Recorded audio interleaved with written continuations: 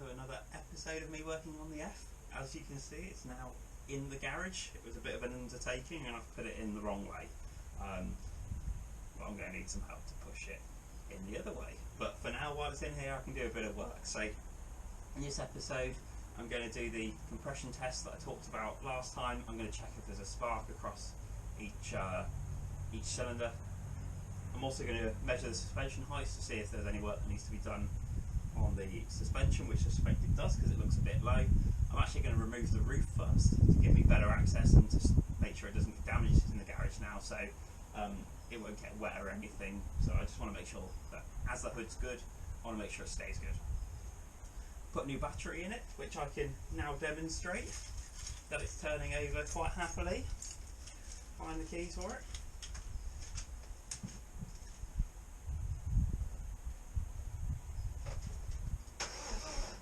As you can hear, I won't turn over too long, but it turns over beautifully.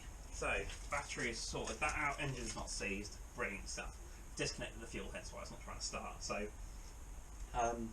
yeah, let's see how we get on. And I'm going to do some other little bits as well, which I probably shouldn't be focusing on right now, but I'm going to have to do them eventually for the MOT. So I have bought some new wipers, I have got some new indicator lenses at the front, and I have resprayed some of the brackets for the ABS pump, which looked like it was really badly corroded. I thought it was actually disintegrated, but actually I took it off and cleaned it up and it was actually pretty solid. It was just flaking off, so that could have been something that may have looked a bit bad for trying to get it through an MOT. So yeah, like I said, I'm going to try and get the roof off first, and we'll go from there. Okay then, so there's not a lot of room in here. Cleverly, the rear window is actually removable on the MGF with a zip and some Velcro. So it means when you've got a hard top fitted and the roof is permanently folded, but it doesn't damage the rear window. I'm actually having quite a lot of trouble trying to get the zip undone, so what I'm going to do is remove the entire roof in one go, and then remove the window separately. I'm then going to hide the roof somewhere in the house where my wife can't find it, just so it stays nice and protected, because like I said, it's in pretty good condition. There's no rips, there's no tears, it seems to seal reasonably well. It just needs a good clean really, so it'd be a shame to have to replace it for any other reason. So to remove it, I've already undone these as I showed in the last video. I've undone the two front clasps. I need to remove this plastic cover across the back of the seats, which houses the speakers. So I'm just going to slide the seat forward. I'm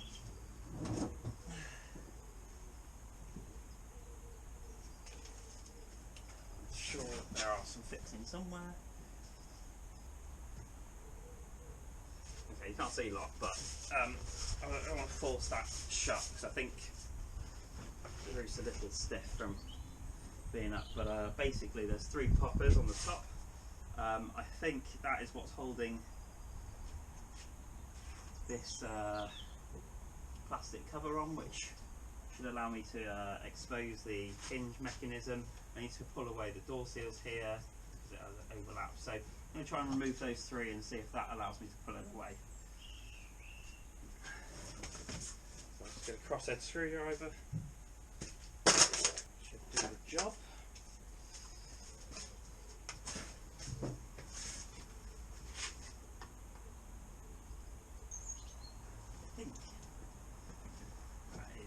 Doing the job. So the screws are actually hidden in some poppers which are used for the tonneau cover for when the roof's folded, which is quite a nice touch on a low cost car like this. So it hides the mechanism and the folded roof because it doesn't go under a flap or anything. That looks like it's doing the job. Right, and I think there's some plastic clips that I've now got to tug on. Bloody hell. Sounds positive. Oh, that sounds super positive. Probably all broken, but Jesus, what?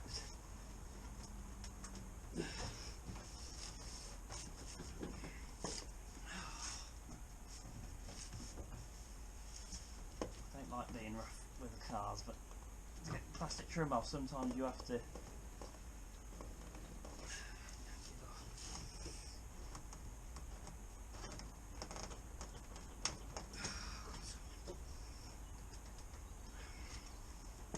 get the other side off first. Seems to be a bit more compliant.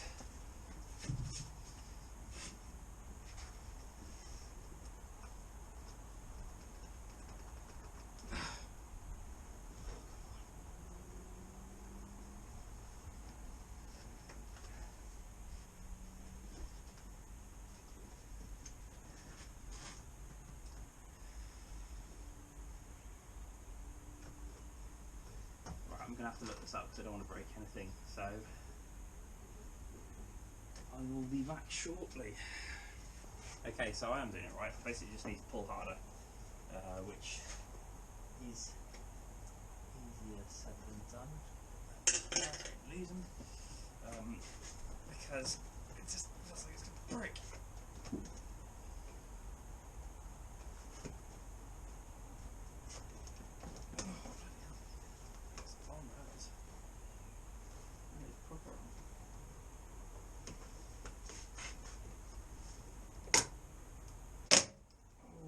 Not sound good.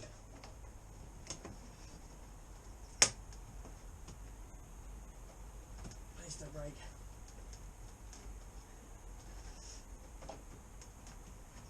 Please don't break.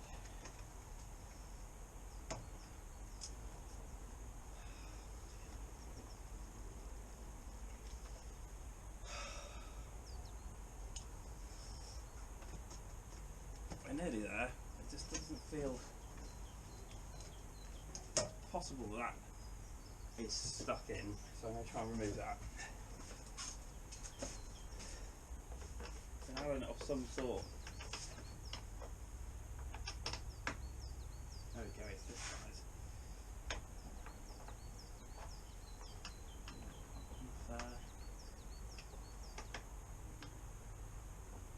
Rotation on it. Alright, fair enough. I think that might be holding it in, but we'll see, because this little device or little feature holds the window deflector on, which I don't think is standard on all cars, so perhaps this isn't always on.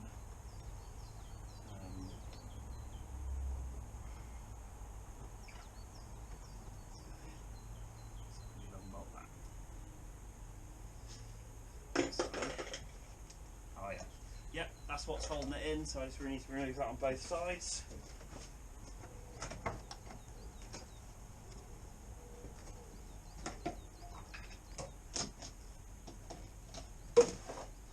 And there we go, that just slides forward. I'm going to put the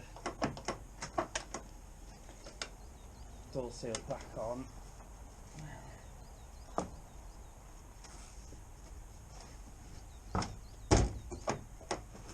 Okay, so now that is off, I'm just going to now remove these two bolts here, which should allow me then to lift out the whole roof mechanism in one go. So let's attempt that.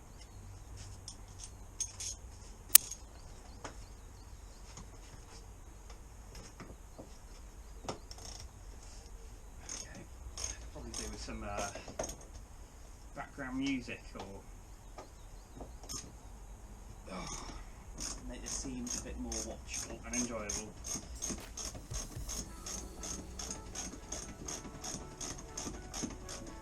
They're not crazy tight, so they're coming out quite nicely.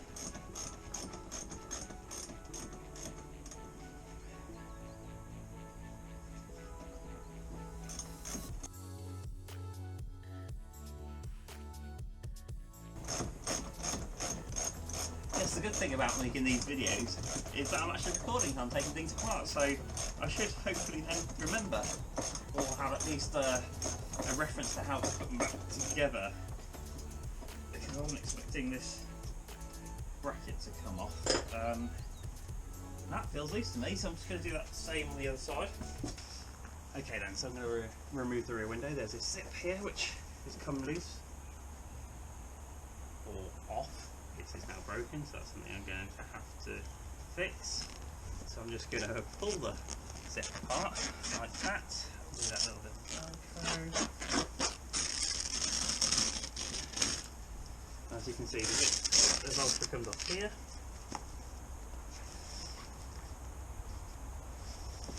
Like that.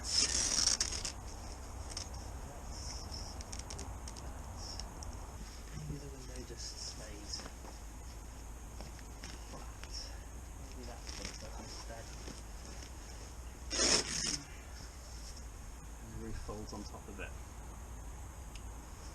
I think maybe that's what happens instead. So you can use it.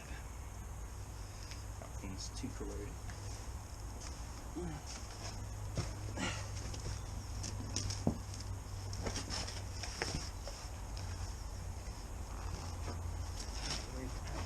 Of a wash.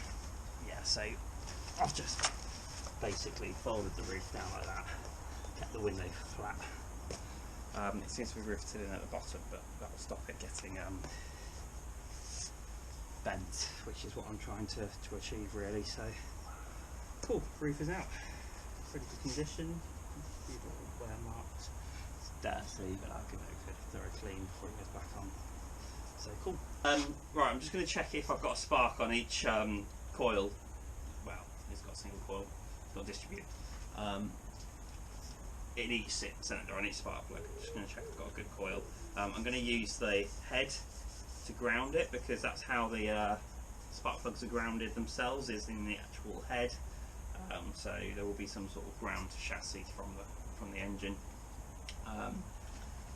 So what I'm going to do is remove the spark plug, which I had out last time, so they're nice and easy to go. I'll also do a compression check while I have each one out. So spark plug's out. It's a bit moist from the oil I had in it, so I might just give it a quick wipe with another garage sock, back by popular demand. There's nothing sinister about why I have loads of spare socks. I just seem to get through a lot of them with holes maybe I've got. Turn out like a troll, I don't know. Right. Because there's a lot of current going through it, even though I'm going to be holding on to the rubber coil, I might just use my garage sock again just to make sure I've got good isolation. And I'm just going to literally turn it over for a second or so, just so I can see that there's a spark. So body of the spark on there.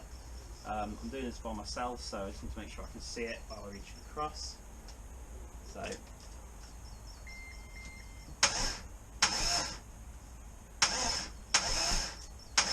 yeah, so I can see there's a spark there, which is great. So what we're going to do is just remove that spark plug while I do a compression check on that cylinder.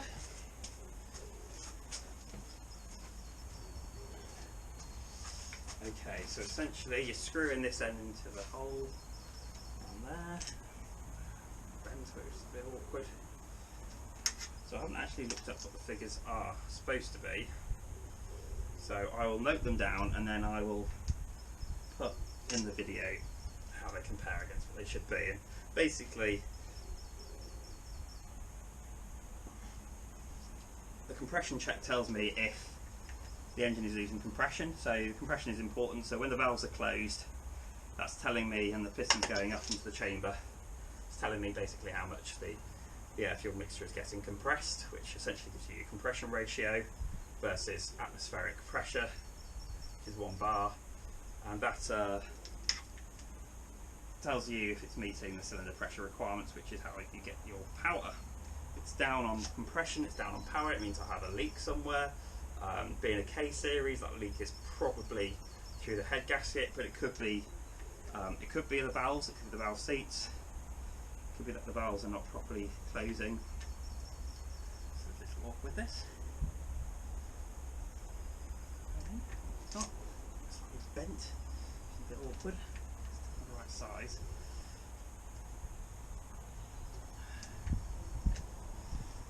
So it's important to do if you think you've got a problem with your engine, especially head gasket failure.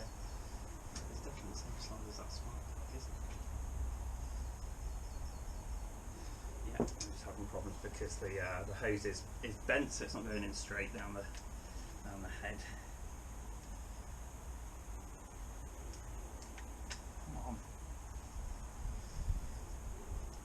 So yeah, if you suspect you've got head gasket issues, it's worth doing a compression check, or if you bought a project car, it's worth doing to check if you can have optimum performance. You know, probably should do a head gasket anyway on this for assurance and to make sure that, yeah, it has value, but it's good to know a reference point, because if I do a head gasket, it's good to know if it has actually improved a problem that I may have had to start with. Why is this not going in? I'm making this look much harder than it should be. This video series isn't supposed to put you off working on your own car. I'm not the most competent person, and I also am my own worst enemy. I make things much harder than they need to be. This, for example, should be like a nice little twist in, but doesn't want to play ball.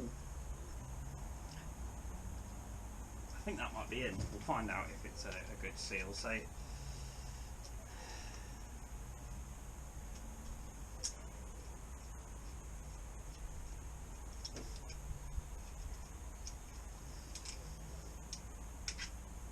pops that. We'll make sure we have a good seal.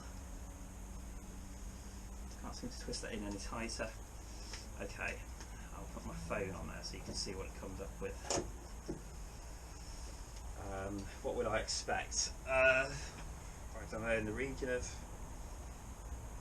completely depends on the engine, but yeah, it may be in the region of like 150 psi or something of the sort.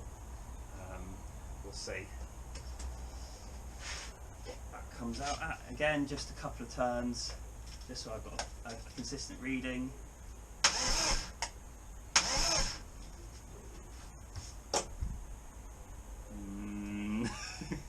That is pretty low.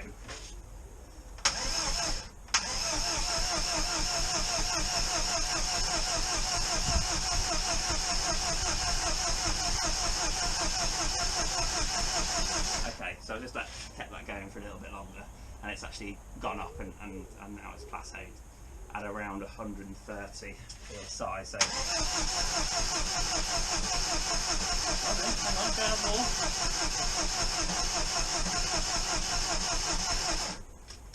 Pause again.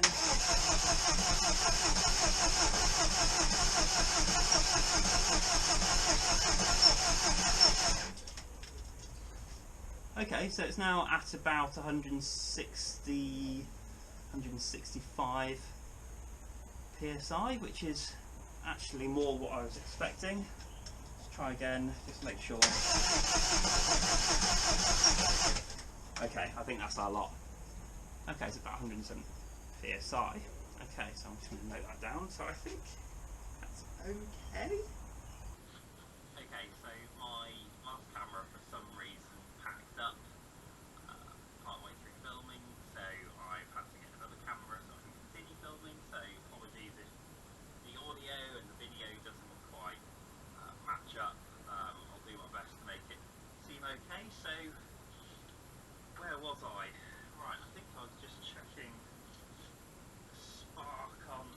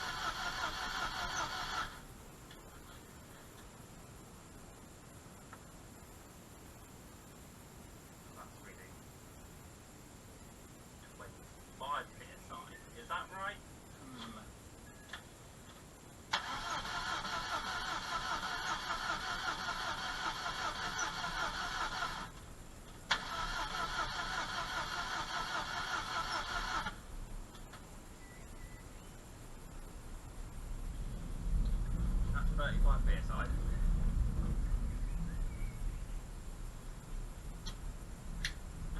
By the looks of it, which isn't great. Ooh.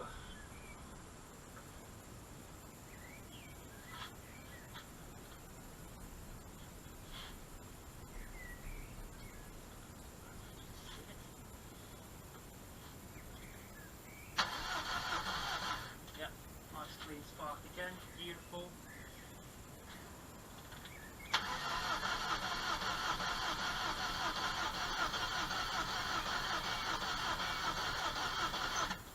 Very low, that is.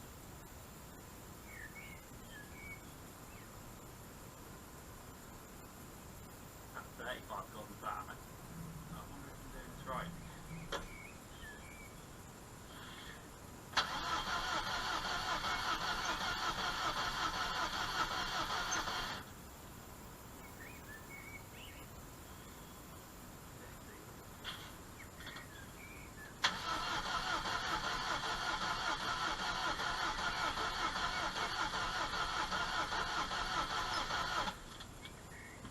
Got start motor to keep going.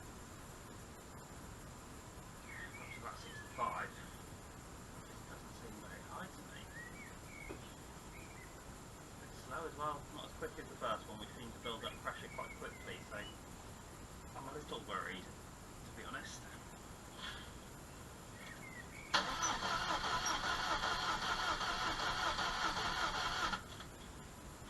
A bit quicker. Up to about 60 psi.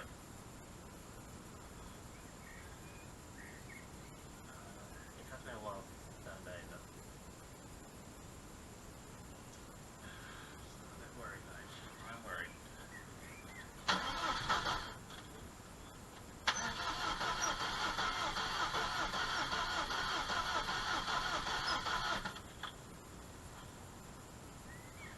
Going very slowly. I think I'm going to leave it at that. So yeah, about 60, 65 for that. So I might not be doing this quite right. I don't know.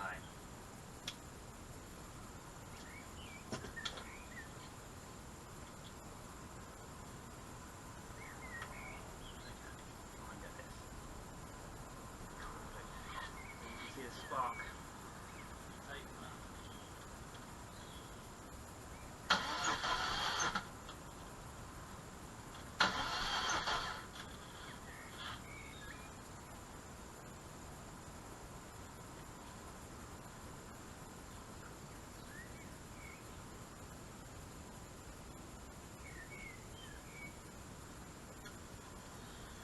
Yep, I've got a spark on that. Beautiful. So ignition system's working, which is great.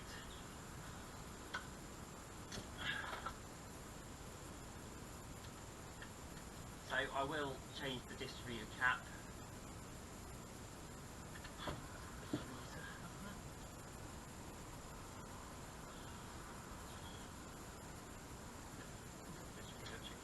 Earlier.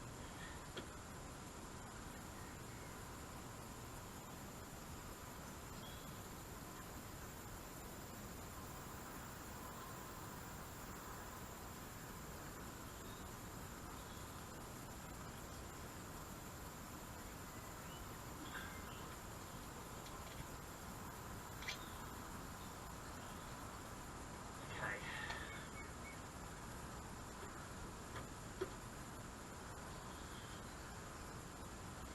Final one again.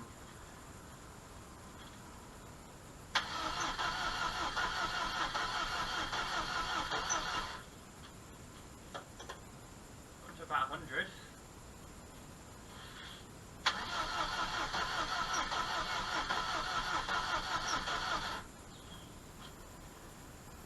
$125.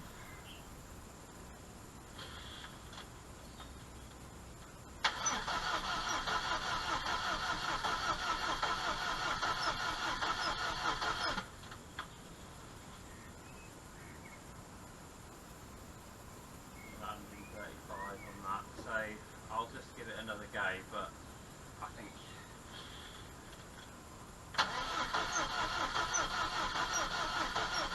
I'm a little worried about burning up starter motor. I think what I might do, that's about 140, is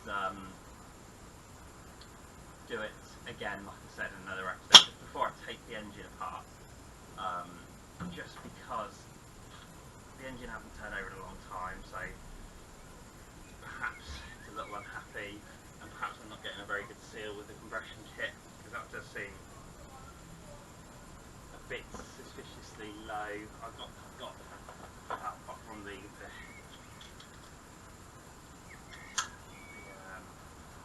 fame of head gasket failure, I haven't got any reason to think it has got head gasket failure, because there's no oil in the water and there's no water in the oil from what I can see. That's not to say there isn't a leak which would cause compression, and it's not to say that there isn't an issue elsewhere past the valves or the valve seats. So, but at least I know the ignition system is good, so apart from some regular servicing on that, that is good to go.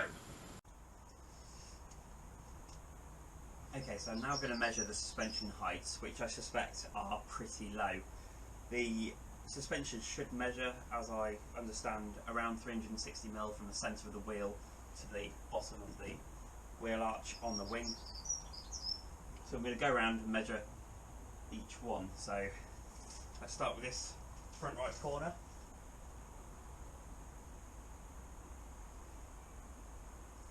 That's more like 320.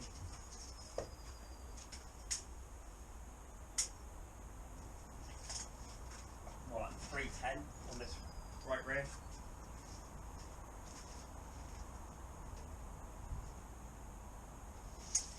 Again, around 310 on the rear left. We need to clear out this garage. And then finally,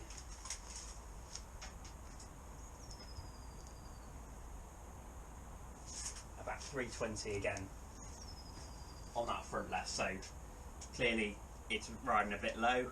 So as I understand, you've got nitrogen chambers, which isn't serviceable or refillable, but then you also have a fluid, which is almost like a coolant type fluid, and that can be refilled, and it needs pressurising, and the refill points are under the front, so I need to buy quite a high pressure pump of some sort, fluid pump. So I'll look to buy that in the future, but I think I'll focus on the engine in the short term. So while I'm around the front, I might as well tell you how to change the front wipers. I don't want to tell you how to suck eggs. It's relatively straightforward, but some people, it's just not something that they've ever tried really. I have actually already changed the front wipers because I had a bit of a glitch with the original recording, but I'll take it off and show you how to do it. So first thing, lift up the wiper arm. You'll have like a little hook in the end of the actual wiper arm, which is the little bit here. And if you twist the wiper up like this, it's close to 90 degrees as possible, don't force it. You should either be able to push it down like this, or there might be a little release lever, and then knock it to the side, put it through the hole like that. So as simple as that really. And then again, to put it back on, there's a little round edge feature on this centre piece here. Lift the wiper up like this, put it upside down, and then just get that section in there, and then just pull it up until it sort of clicks. So that's just click there, and then pop the wiper back down. So as simple as that really, but like I said, some people may be a bit maybe intimidated or never given it a try, but it's worth a try. There's not really much you can break apart from the wiper you're taking off. On the rear wiper, which obviously this car doesn't have, sometimes it's like a little rod that clips into like a plastic arm, but for the front there tends to be this sort of hooked design. So simple as that. So it looks like it'll be a while till I'm sat in this seat enjoying the car on the open road. I think in the next episode I'm going to start trying to get the head off, as was quite obvious that the compression was a bit low, and I really should do a head gasket change on it anyway. So I'm going to get the head off, I'm going to inspect it, see what else I need to do. I'll probably do a full head overhaul as well, so new valve seats, new gaskets, new seals, whatever. Really just to make sure I do a proper job.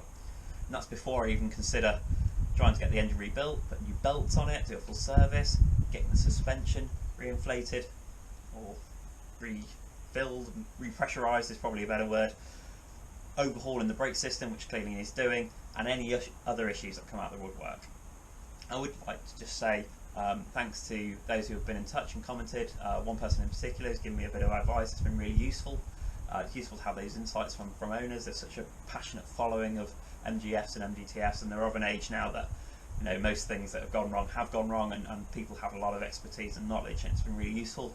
I've been trying to sort of find my way as I go along, really, to sort of figure things out for myself, but it's been really useful, really, so I do appreciate that.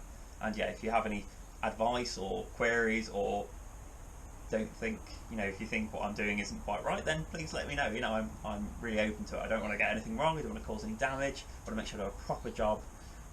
So yeah, thank you for that, and please keep watching. Like I said, the next episode is going to be all around trying to get that cylinder head off and hopefully refurbished. So it might be a bit of time till my next video, but yeah, stay tuned and thanks for watching.